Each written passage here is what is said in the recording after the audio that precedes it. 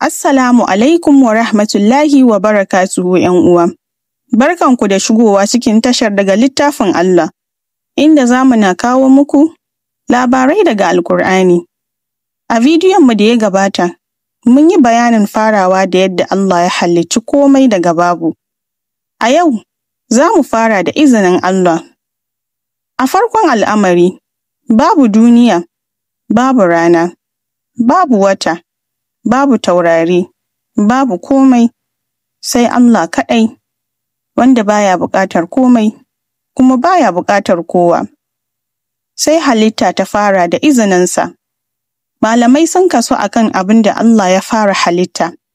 Wasu suka ce alƙalami, tare da hujjojinsu.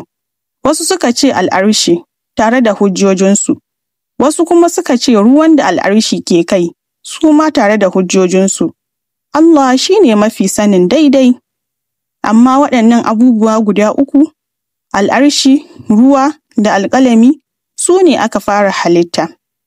Da Allah ya halicci alƙalami, sai ya ce masa, rubuta, sai alƙalami ya ce, mai zan rubuta ya Ubangiji? Sai Allah ya ce masa, rubuta dukkan abin da zai faru har zuwa ranar alƙiyama.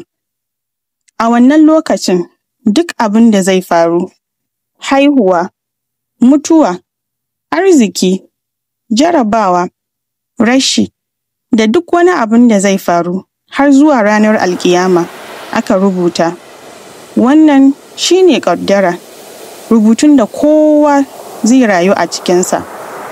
Manzon Allah sallallahu Alaihi wasallam ya ce, Allah ya rubuta dukkan abin da zai faru a duniya na ƙadarorin ababen halitta duka, tun kafin halittan sama da ƙasa da shekaru 50,000.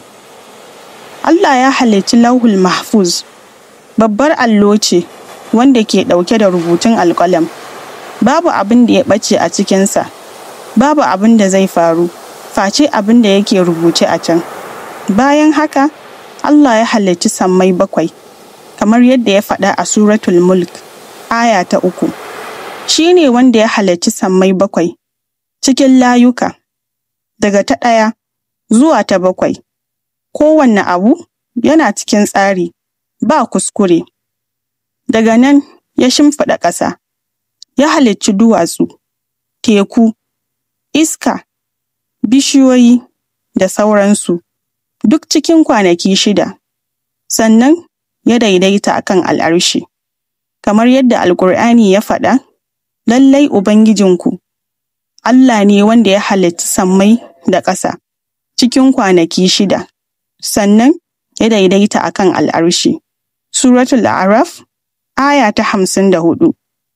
Kwanakin nan ba kamar kwanakinmu ba ne, Allah kaɗai ya san tsawonsu. Sai Allah ya halicci mala'iku daga haske, ba sa yin zunubi, ba sa gajiya, suna ibada dare da rana, ba sa saɓa wa umarnin Ubangiji.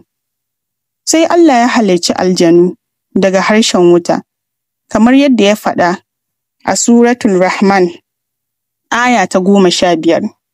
Sun rigayi halittar mutum, cikinsu akwai nagari, akwai marasa kirki, akwai masu biyayya, akwai masu tawaye.